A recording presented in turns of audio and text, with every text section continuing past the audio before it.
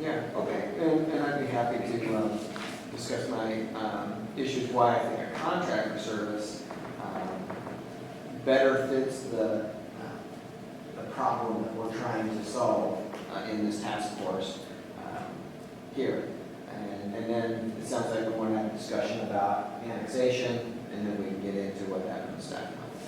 Okay, so in going back and putting some thought into this discussions that we've been having over the last 3 prior meetings, I tried to use some real, again, thoughtful process in going through that, pulling out the recommendations that we had, all the graphs that we developed and were shown. The reason that I think a contract for service seems to be the correct approach, with West Pierce being my primary choice, is because of the scope of what is trying to be done.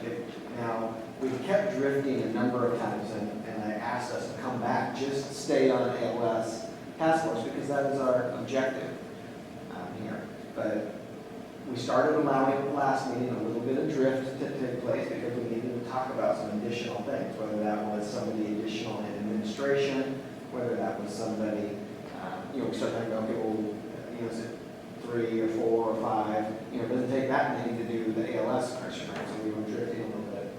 That was all by design, and now we're at a place where we can drift even a little bit more and look at this from a global perspective a little bit more of a global perspective. A contract for service with an entity that already exists offers a tremendous amount of viability for a resource level. For example, it's not just that ALS call that's coming in, it's for a fire call that's coming in, it's for inspection, it's for public education, it's for all of the things, right? There's also, from a labor's perspective, inside of a contract perspective, labor becomes part of the contract agency's pool, most likely, in typical contract. Now, a contract can be written in many ways, as you know. You can write a contract lots of different ways. But I think it can offer security as well, in that we've already discussed the fact that whatever option moves forward, it's all dependent on some additional monies going out to the public and generating additional monies.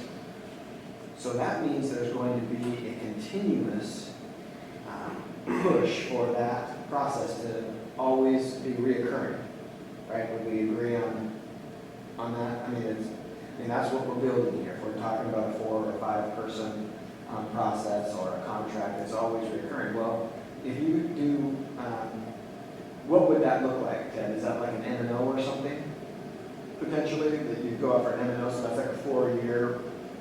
Yeah, certainly, yeah. Okay, so let's just use that as a jump term. So if it's a 4-year M&O that you're going out for, you write a contract for 4 years, you go out and you renew the year before, so you know before you collect those monies whether or not you can continue that contract, as opposed to hiring a bunch of people, bringing them on, and not having the ability to pass a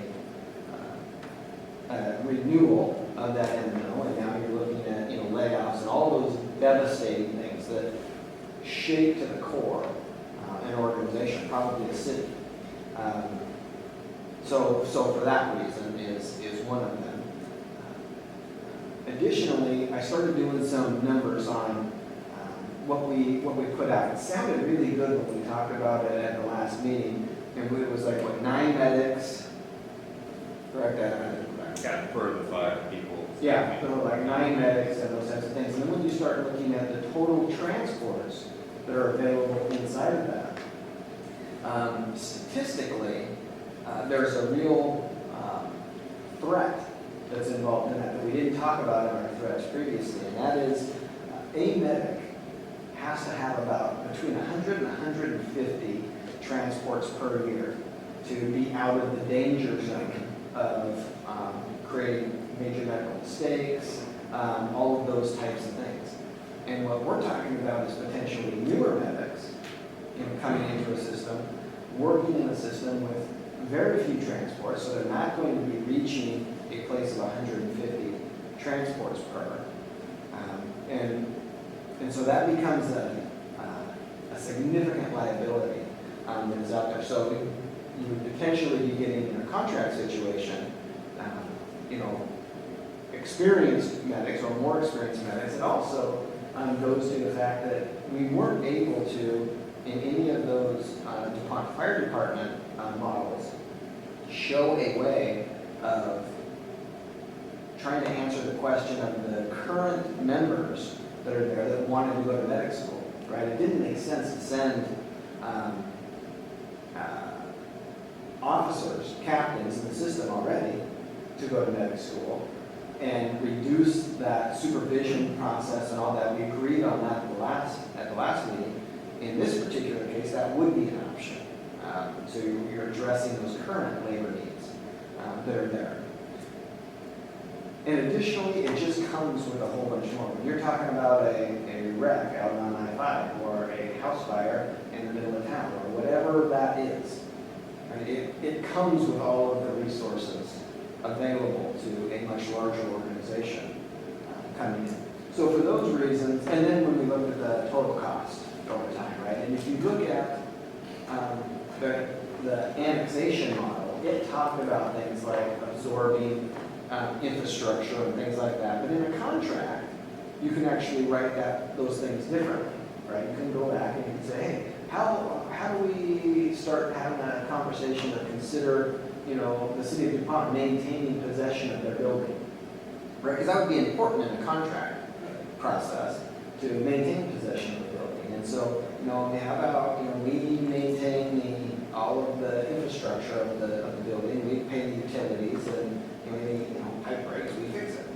And we rent that from it. So for those reasons is why I landed over where I did.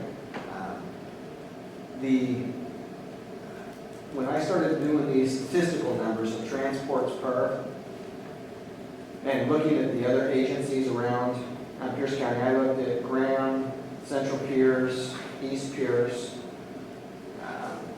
and we're maintaining about 150 to 170 some odd transports per medic in those systems. I don't know where we're keeping because I didn't pull those particular numbers up. South Pierce operates at about 122 for South Pierce, and probably South Pierce to keep in. yeah, probably pretty close in that. So anyway, not to discourage you, this is a clear indication of where the body is looking, so that's good.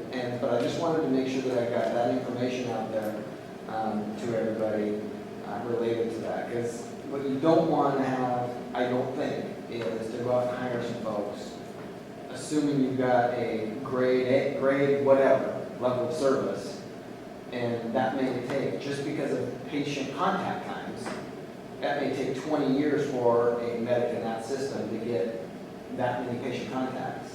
So, yeah, but I would tell you though that we get about 550, 560 medical calls a year, and if we're doing all transports from here forward, then we're probably in a 350 to 400. We're right in the ballpark.